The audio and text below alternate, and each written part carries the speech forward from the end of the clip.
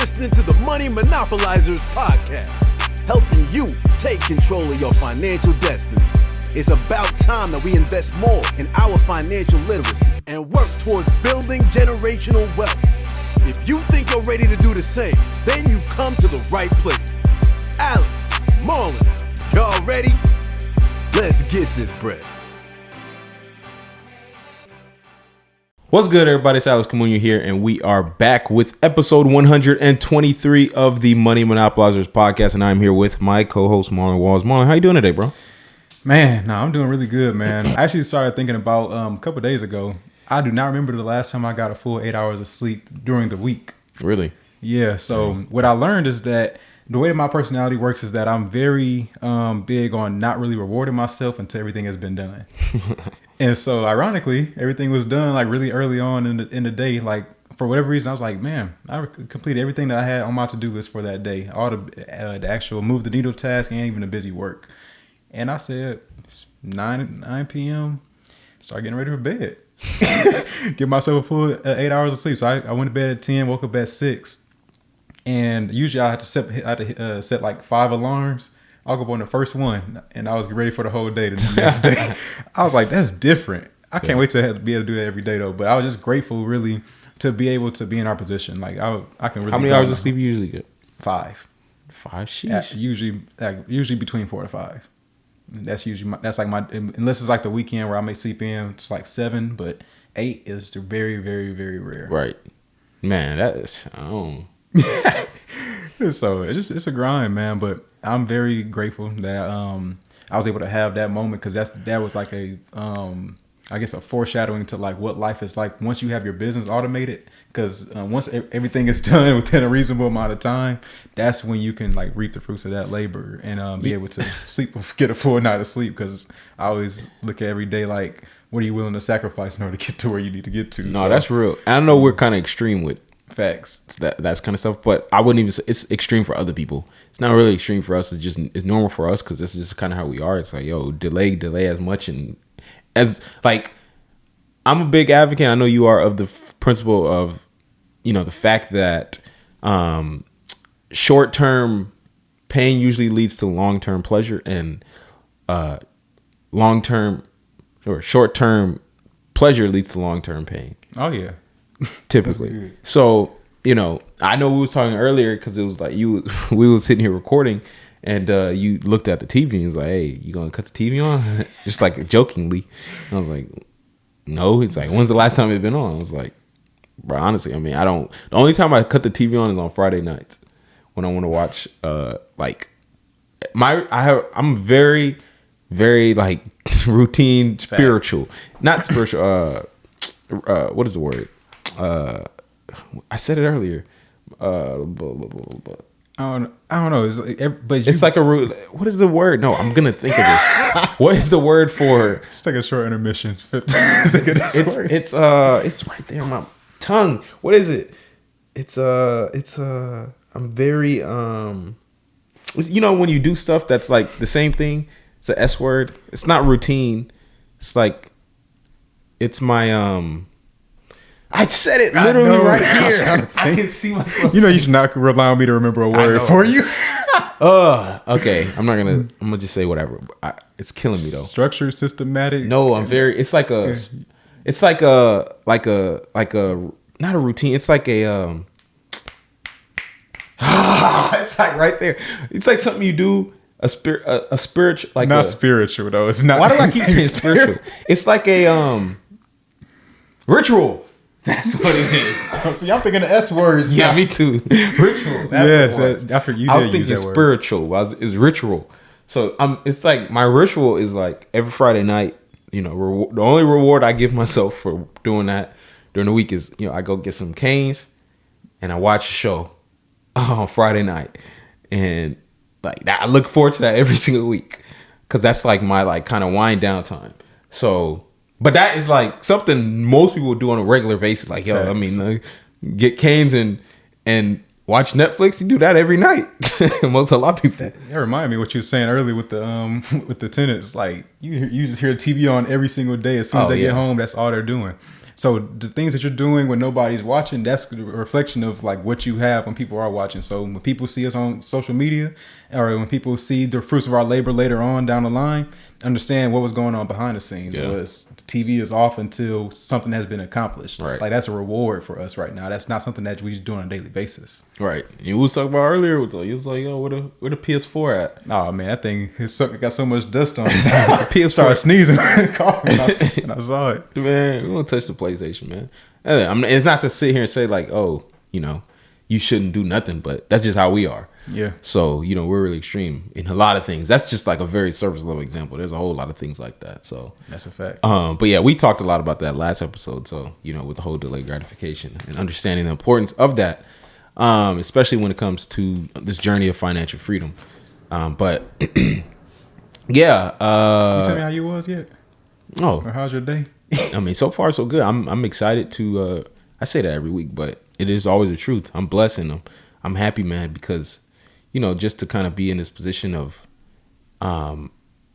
really become a pro at what we're doing. Because I was thinking earlier, it's just like, man, to really become like good at something or to see like high success at something, you have to like spend a lot of time doing that thing. And it's like I was just thinking, like, man, a lot of people are like amateurs at a lot of things, right? Like if we were talking about going to play basketball earlier, like, yo, you an amateur hooper. Most people are not even amateur. Like most people are just like, novices. But like you could be an amateur hooper or you a pro, like a pro hooper, in the NBA or in overseas or something. That's a pro. They've been doing it for a long time. They're really good at it because they've been doing it a long time. Not because they have a special talent. I mean, they're tall, but there's a lot of tall people that are trash at basketball. So it's because they've been doing it for a long time. Same thing with like, driving. Like there's pro drivers. Most people are amateur drivers. We drive, but a lot of people do it professionally, and you do it because you've been doing it. I mean, you can say, yeah, we've been driving a long time, but not as much as those other people have that are like NASCAR drivers or even truck drivers. Those are the best drivers. Or cooking, something like that. It's just, I was just thinking about that earlier, and I related it back to entrepreneurship.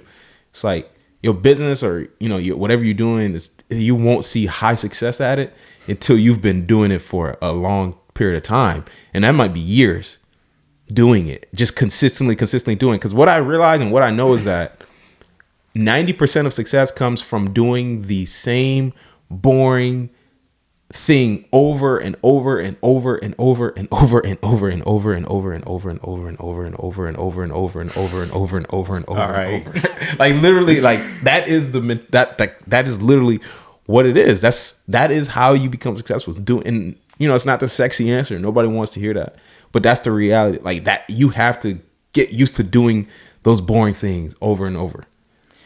Man, so I never even thought about this particular topic before, but that just really spurred the idea around it, is that you can do something all the time. I'm going to actually take it a step further. So even just because you do something all the time doesn't necessarily make you elite at it at some point. I think about a lot of people who go to hoop all the time, like they're in there all the time just religiously, but they may never hit the professional level.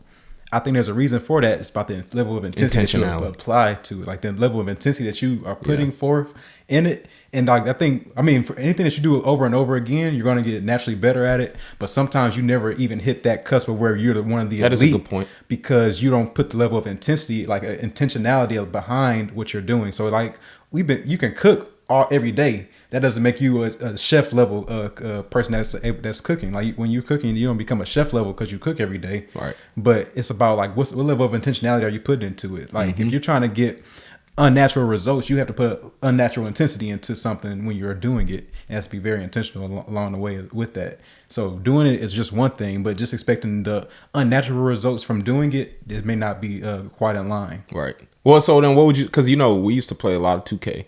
And it was like something that's like we played a lot. We was intense. Yeah, it was a lot of intention. Like because like we played a lot and it was a lot of intentionality behind it. It's like we was like really good at it.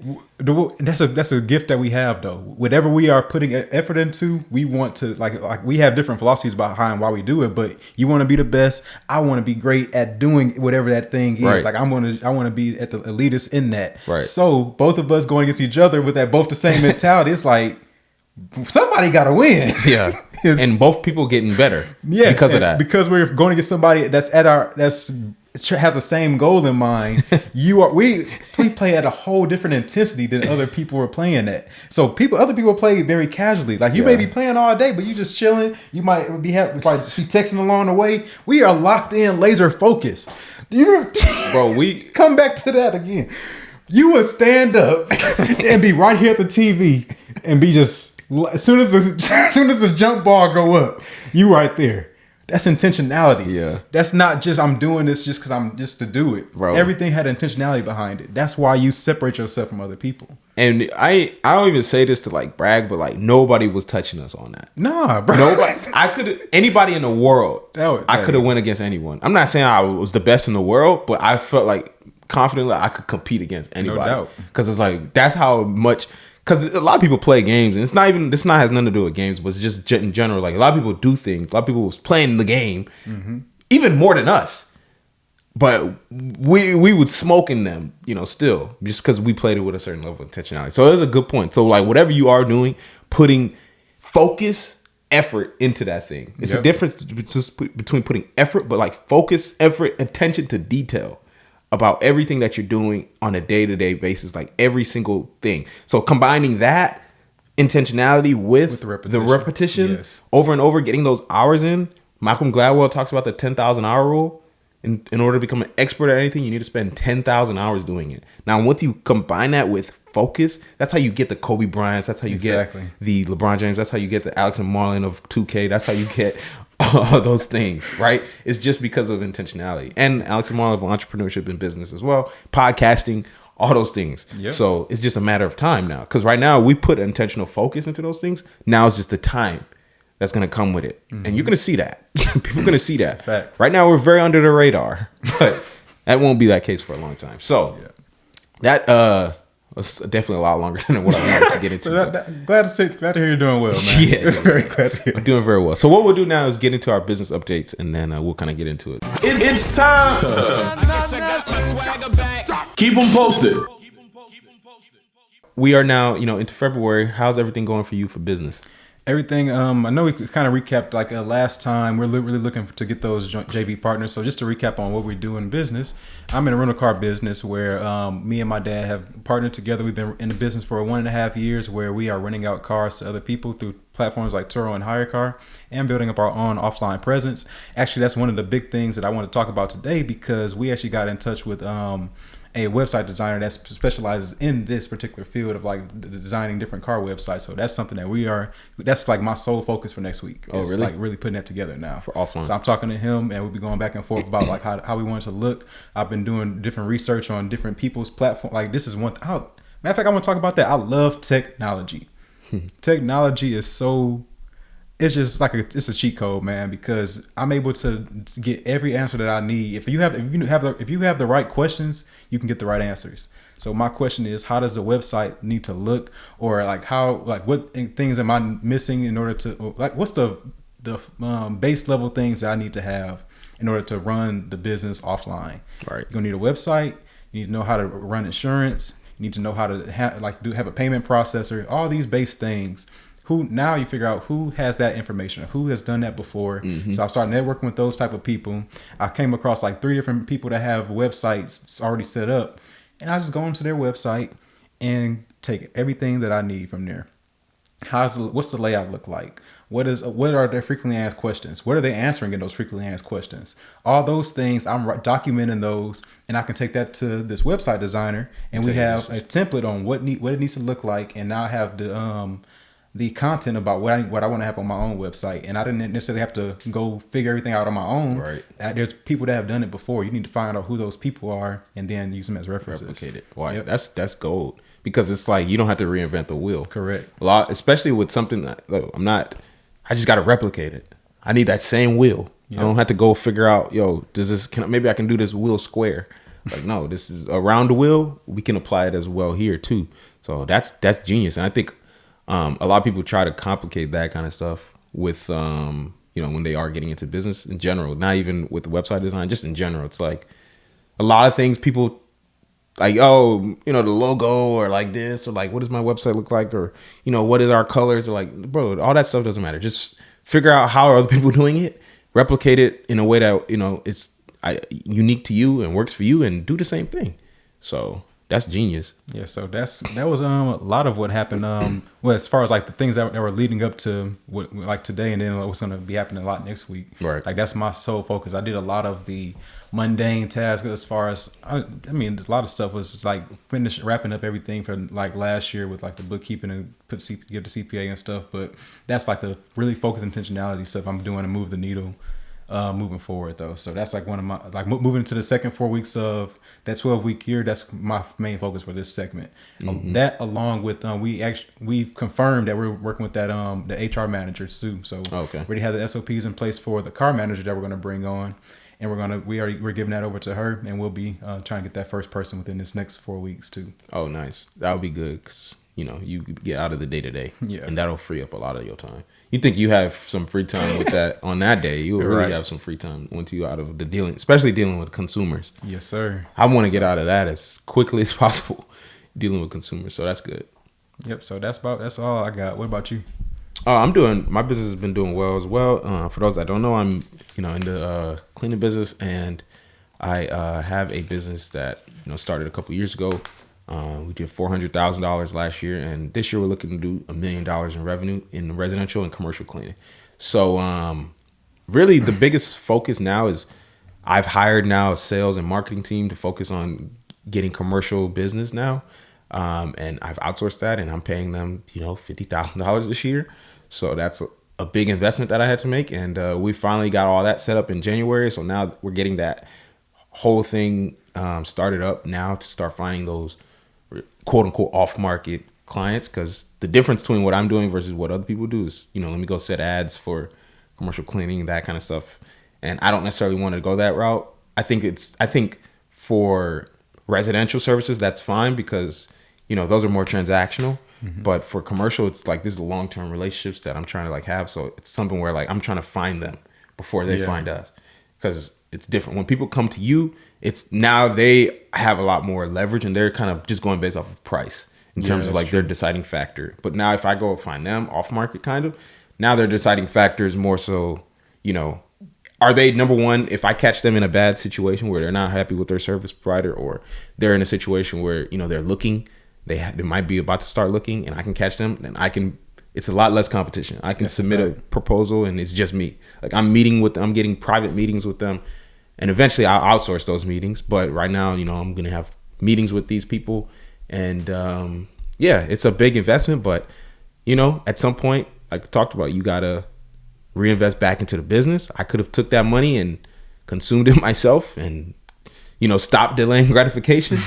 But no, I'm going to reinvest it back into the business, and that'll hopefully be able to get me to that next level, to where then I can 100% stop delaying gratification because now we're making the type of money that, okay, I can get the certain lifestyle that I want. It's one thing to stop delaying gratification to go, you know, live like everyone else. But at that point, why did you stop delaying? Why were you delaying gratification if you just want to go live like everyone else?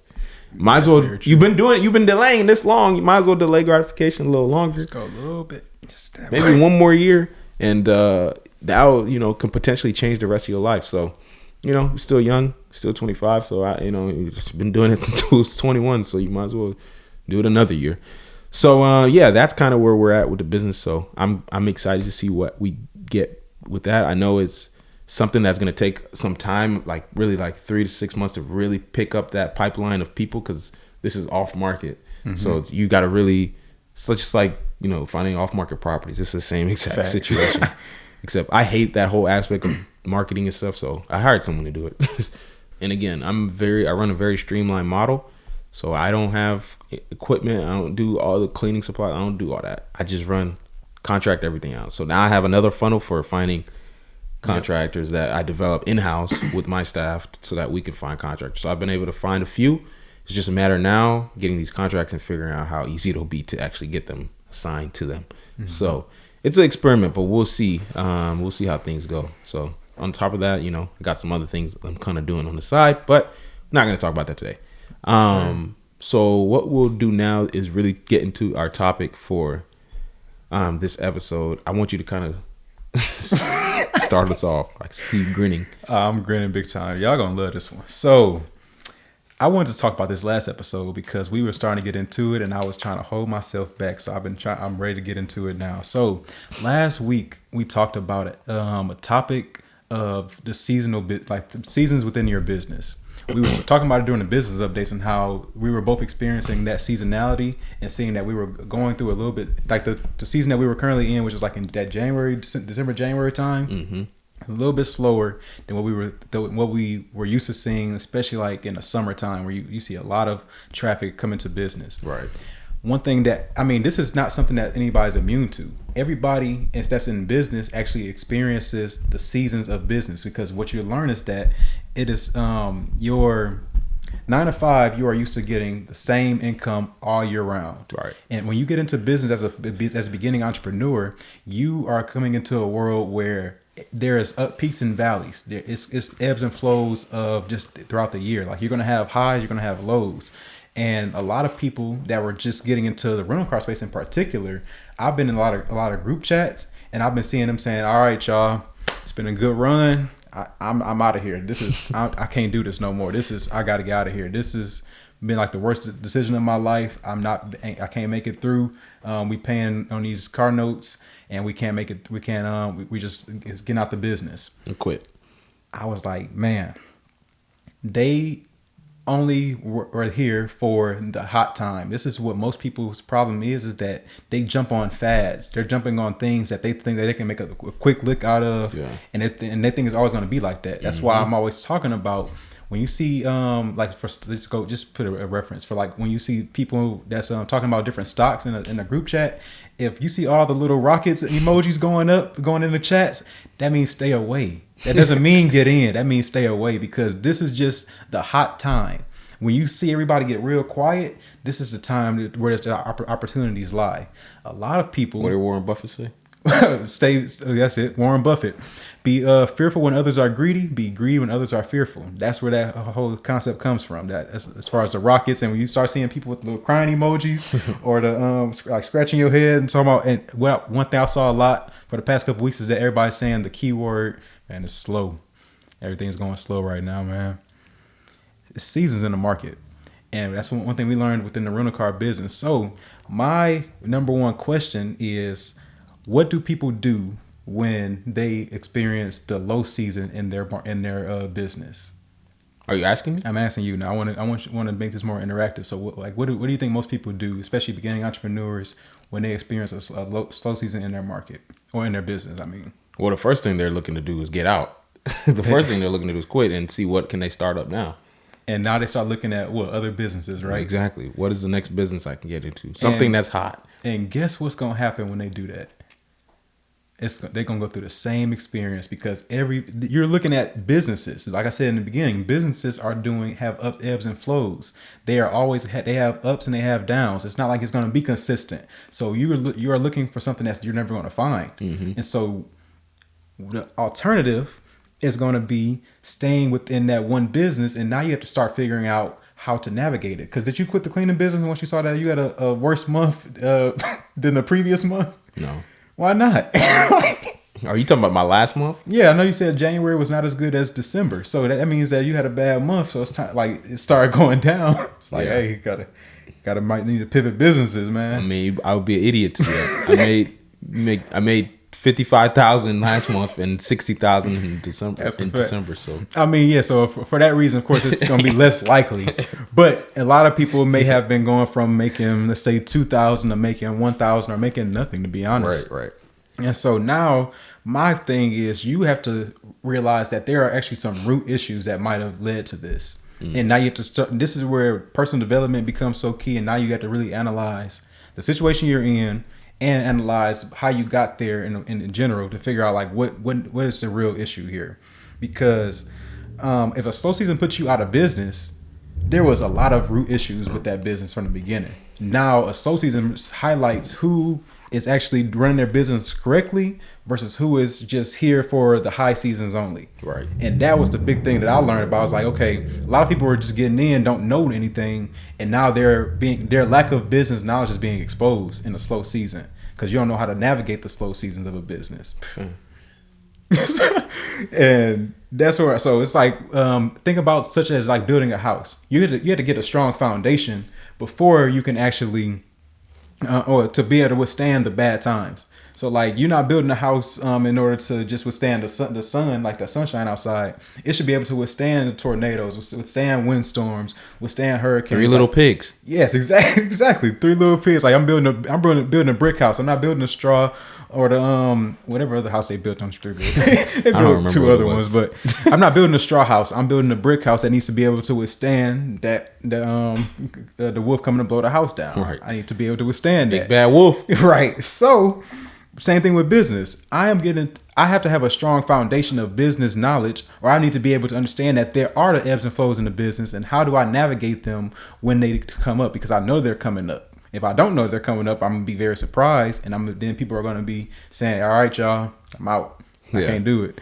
So before I go on, I want to know about your thoughts on that. Well, here's the thing with this, because you understand, we're in a very, very, very, very frothy, manipulated economy right now. It's propped up by money printing, right? So we're pretty much in a place where it's like, this is like the best economy that we can have at this point in time right now. It's great. Like, it's a great time to be an entrepreneur. It's a great time to be an investor. It's a great time to make money.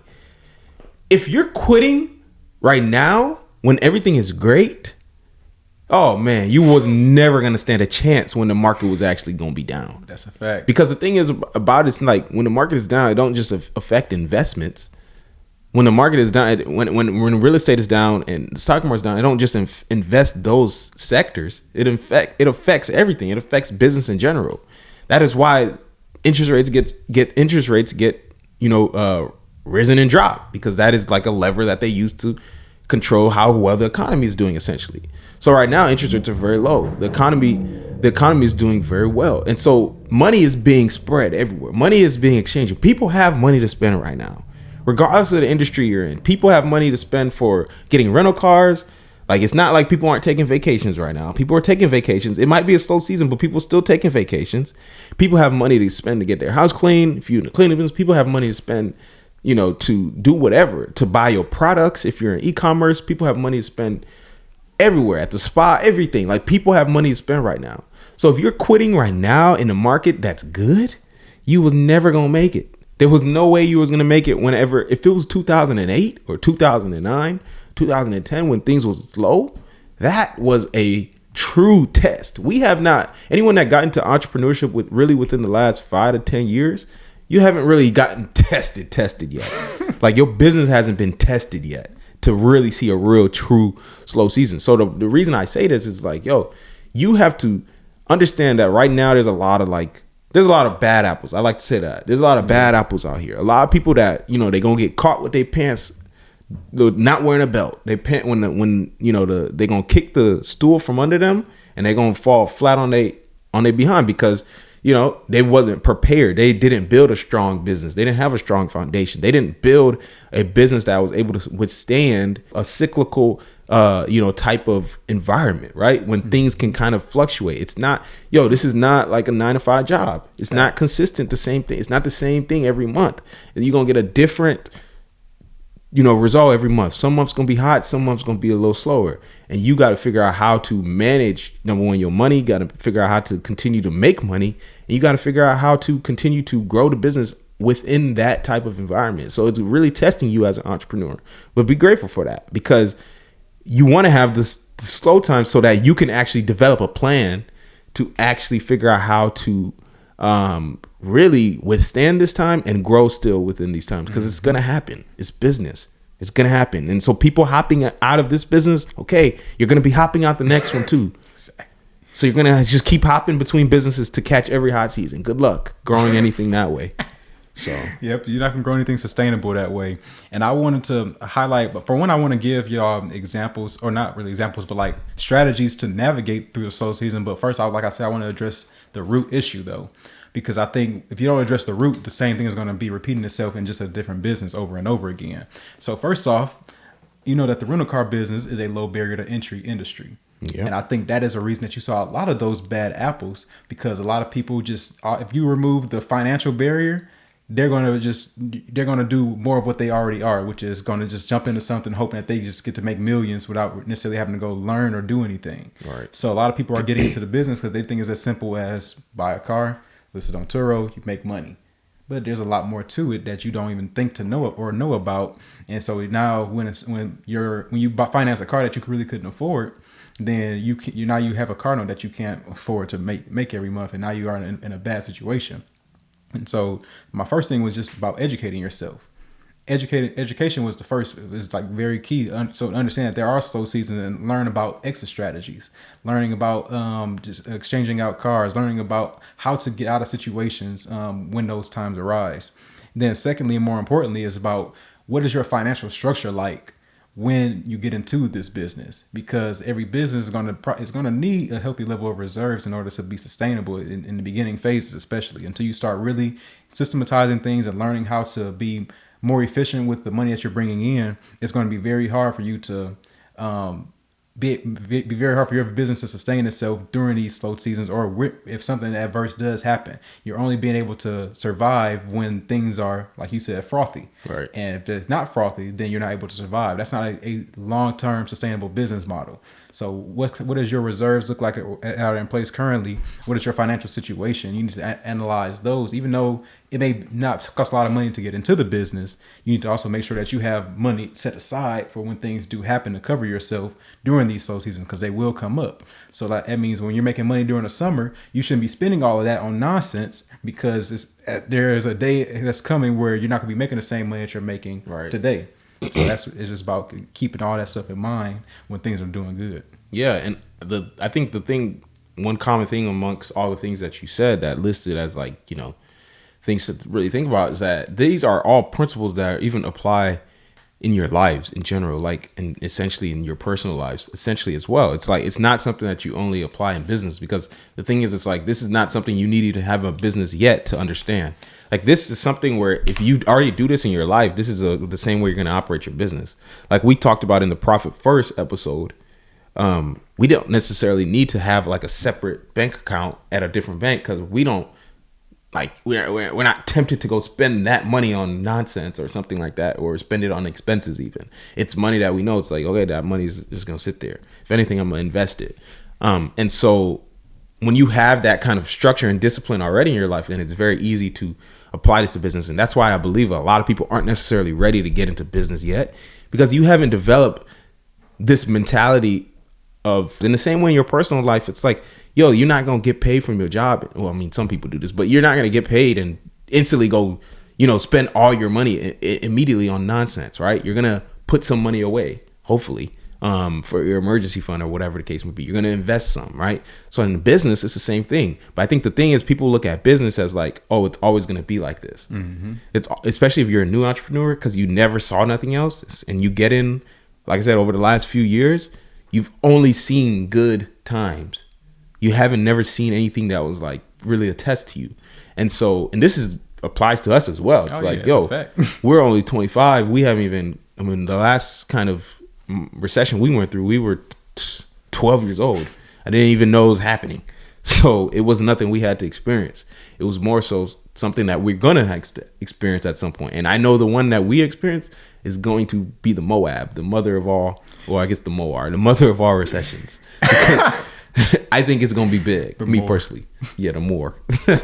So anyways, I say all that to say that you really have to understand that before you get into business, and understand if business, when you understand business might not be for you. It might be something more applicable for you, might be investing, right? Fact. Where you don't have to, it's no emotions about it. It's really just you put your money in there, your money goes to work.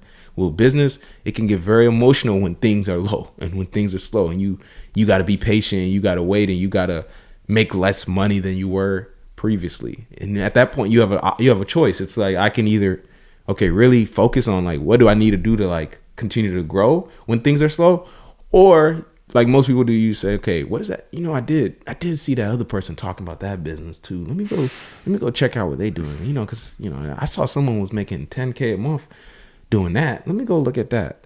And next thing you know, you taking another course. You forgot you even had this business. Now you got this whole other thing. You know what's so funny? And shout out to Anthony. He was telling me how a lot of people saw what I was doing in the cleaning business and they hopped back into it because like they had the course sitting there, his course, and they was like, oh. And so after if you made the post about you, yeah, they start seeing the little needle, the little loading meter start increasing. Like they was at 2%, now they get to 50. And that is just, I heard that, I was just like, man, they're not gonna last anyway. Because the thing is like you're literally operating off of emotion and how you feel at that point. Facts, man. It's like you are only gonna do it because now you got a jolt of motivation all of a sudden. You saw something that was like, ooh, and it triggered. Oh, it works. Yeah, it triggered your primitive brain with dopamine, and you know, it made you feel like, oh man, yeah, I can do that too. And it's just like, bruh, that is such an awful mentality, man. That's why I don't even try to, like, especially now, like when I see, like if I'm interested in something, I don't like go try to see how much money people is making in it. Because that's like not, I don't want to be motivated to get in for that reason. I wanted to make money, but it's not because like, oh, I can make money doing that. It's like, dude, come on, let's be realistic. That's one thing I'll definitely say is that anything can make money. It's about, are you going to be the one that's going to be able to produce the money? Exactly. Because it can make money. It may not make money for you because you're not willing to put in the work that it takes, especially in the slow seasons, to go to do it. Yep. And that's why I wanted to bring up, like, how should you approach these situations when they do occur? Now, let's say if you are struggling going through that slow season, I see everything as an opportunity. Like, just think about what was it, Robert Kiyosaki's wife, when she had mentioned, like, never let a good crisis go to waste. Oh yeah, that was a very profound statement that she had made, because even in a slow season, that is the opportunity for something else to happen for you. And I was just thinking of a couple things that you could be doing instead of quitting in order to navigate that slow season. Like it can either bring an extra income for you, or it could prepare you for the hot season when it occurs. And I thought both ways would be beneficial, but I want to start talking about like different examples of like what to do. First off, I think it's very important that you figure out, are there any other alternatives that you can do within your business, not just other things outside of it, to like go a little bit harder to make extra income? Like how can I get my business in front of more people? So I thought about, like, you, for instance, with the cleaning. You said that this past month wasn't as good as December. That's quote unquote a slow season for you because you weren't able to bring in as much or more, even though you had better, like you may have had more knowledge. So how can I get this business in front of more people? Because there's somebody who's willing to buy, but you may not, what you're doing right now may not work because there's less buyers overall, and like it's within the market that you're in. So are there any different strategies that you can do in order to get it out there in front of more people? Like, can you advertise in a different way? Can you do more offline marketing? Those type of things can really help you get more eyes on your business, because people are not buying because they don't know about you more so anything else. And that's how I see it. There's still buyers out there, just a lot less. So how can I get more in front of more people is like the number one thing. And I think, so just going to another point that I wanted to make, I think you actually made one too that I was going to hit on anyway, was about hiring people. Because sometimes you may either need to hire or fire people depending on what their production level is. So like you said in your case, that you had a lot of people that were just willing to work during the week. That may mean that there's either, what if I can replace somebody that's in the business with somebody who's willing to do a little bit extra? Or what if I just need to add on to somebody else in order to get more clientele overall? So it could be either one of those. Yeah. But now you are seeing where you're missing opportunities for income. Yep. But it's about taking that step back and analyzing what can be done differently that I can do. But instead of just saying, oh man, just not enough income coming in, right, so ain't got enough bookings. Another one that I really want to hit on was, this is an opportunity to spot out holes in your business, because a slow season is going to reveal a lot about what you're not doing. I'll take it to us for this one. So the slow season for us showed me that we were not, so it's kind of on the marketing side, but we are not able to be found by enough people. So when I say that, I'm talking about if you are just relying on Turo for all of your income, you are going to call your pants down real quick if you're not getting bookings from Turo. If you have other platforms like Hire Car or Get Around, and you put the car on those platforms, you give yourself more times for exposure. But that's a big reason about the offline thing, because now we are going to be able to control who sees us a little bit more by having different strategies about how to put ourselves out there, by how people can find us that way. But it's all, like I said, it goes back to making yourself more findable to more people, because without the people buying from you, you're not going to get the income coming in. So you have to figure out where are the people at that are looking to rent out cars in our situation, to get their houses clean in your situation, or to buy your product in whoever situation that's listening to it right now. Figure out how can you be findable? Well, for us, it's like I said, being findable by more people, and identifying whatever hole is in your business, because it could be something completely different. It could be a system is faulty right now, or you can start revamping your SOPs or anything like that. So where you have more systemized processes for how to bring in more income in general, for or you can take this time to do more training for your staff or anything like that as well. Right. No, that's real. I think that's a good point. Yep. And then the last one was really just going to talk more so about the employees that you currently have, because now this may be an opportunity for them to take on more responsibilities in a sense. So somebody may be not having a lot of work to do within one area of your business because it's slow. Now you can actually use this as an opportunity for them to learn a new skill within the business. I think I know that your operations manager before, you was like giving her new roles at one point in order to help to contribute more within the business. That'd be a good opportunity for that as well. In order to, like, as far as within a slow season, it may not bring you in more income, but it will prepare you long term for when things ramp back up, because now they don't have to do so much of the day-to-day stuff, and they can take this time to learn a new skill that will help you in the business when it does increase in activity. Right. And one thing, because I'm thinking about all this, it's like I don't want people to get even into the mindset of thinking about slow versus hot seasons. Facts. And thinking like, okay, sometimes things are slow. Like, I don't think of things like that. Mm-hmm. Like, I legitimately know, like, because I don't even want to call January like it was a slow season. Okay. Because to me, it's like, I know, yes, I made less money, but I know I could have done more. Mm-hmm. There was more I could have done. And when I say that it's a slow season, I'm giving myself a cop out to mentally or subconsciously, subliminally. You know, that's a hard word. I'll try it again. Subliminally. There it goes. So now next time it comes around, it's like, oh yeah, January's supposed to be slow. I'm supposed to, like, not make as much. So it gives you like an excuse to like take it slow. So I look at it, and this is truly how, because I know, some people in the industry as well, in my specific industry, they would say, some months were slower and faster. I saw that last year, and I ignored that. And that was why I was able to get better every single month. That's why I have still gotten better every single month, because I don't look at it like that. I'm just like, what can I do? Like, I don't care what's going on for y'all. If things are slow, I'm spending more money in ads, because I'm not making less than I made last month. And that's just my mentality. It's like, yo, what can I actually do to figure out? And that's my whole thing with this whole thing, is what can I do? Forget about hot versus slow season. Forget about however you want to call it, fast versus slow. It's just more so, what am I able to do to really take control of this business and to really just keep it? Because I'm big on control and having control over everything that is, in my life, and really just about my business, my income. It's like, I want to be able to be in as much control as possible. I want 99, if not 100% control. And people will say that's not possible. Well, then you will continue to just, have cyclical seasons then. So that is a fact. Just drop a bomb right there for that one, because at the end of the day, it's like, I'm not making excuses.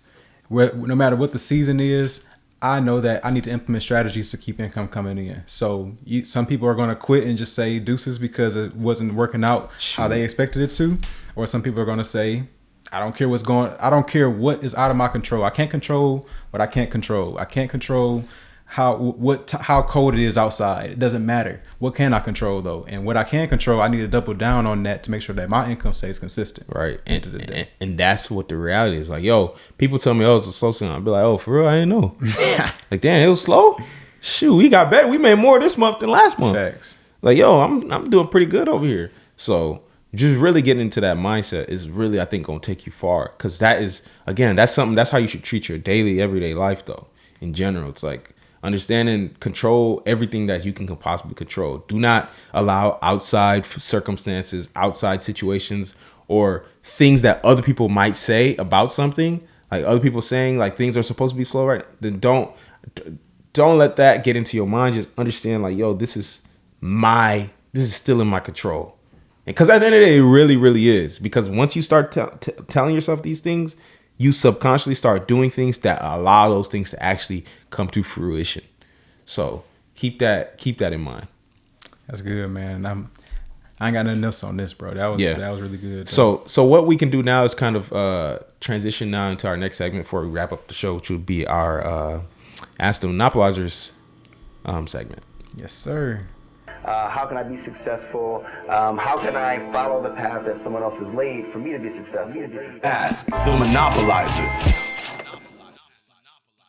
So, shout out to my friend Karen for this one. This is actually her question when we were having a conversation. She says, you talk a lot about doing one thing, but now how do I balance things when I still want to eat, sleep, have a relationship, go to work, and build my business? And I thought I really like this question because it reminds me of so I gave her an example of a pie chart and said that every slice, so in that pie chart, you can start slicing up in different areas. Like you can have one slice that has, this is going to be how much I devote towards my job, or how much I devote towards my business, how much I devote towards sleep, relationship, and eating or whatever. Understand that there's no quote unquote work-life balance. A lot of it's going to be work-life choice. Choice meaning, what are you choosing to do today, or what are you choosing to do this month? What are you choosing to do this week versus something else? And everything has opportunity costs, like I always say. When you choose something, when you choose to give something more time, you're choosing to give everything else less time. So putting everything into a pie chart format really allows me to see what am I giving my time to. Now you can make time for just about anything that you want to make time for. I mean, people are going to do what they want to do, but it's very important that you get the work done that you need to get done, and then give yourself that little piece of grace period. Alex mentioned at the very beginning of the episode, on Fridays only, the TV is going on. That is his time for Friday nights. Exactly. Friday nights, the TV is going on. Anytime other than that is not. But that is his life part of the balance right now, as far as him just rewarding himself. How many times do I get 8 hours of sleep? That is very, very rare. So I'm not going to put 8 out of 24 on my pie chart for sleep. Most time it's going to be around 4 to 5. That's how I choose to balance out everything else that I have to do within my day-to-day operation. But you have to figure out, what does that work-life quote-unquote balance look like for you? And just make the main thing the main thing, and everything else has to follow suit, at least for now. Be willing to delay I always talk about delayed gratification on some of the things that you care about, because right now I'm trying to build in order to get this to a point where it can take care of everybody, and I can do more of what I actually do care about. Yeah, that's real. And look, to me, there's no such thing as balance.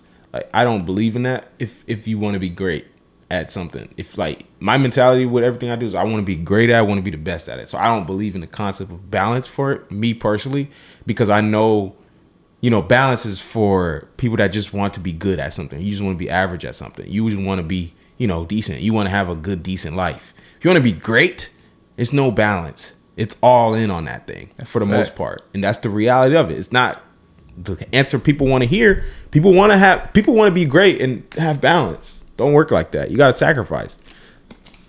I know, I'm a big fan of Kobe Bryant and Michael Jordan in terms of their mentalities on how they approached their craft. And I've studied a lot of the things that they did. And I know they were huge on this concept, right? The book Winning by Tim Grover went into so much about this whole concept and understanding the fact these dudes were so obsessed with their craft and being great at basketball that they would sacrifice time with their kids, sacrifice time with their families. They were sacrificing sleep. They were sacrificing all these things to work out, to do things that they didn't necessarily want to do. So they're sacrificing things they want to do for things they don't want to do. And that is the reality of it.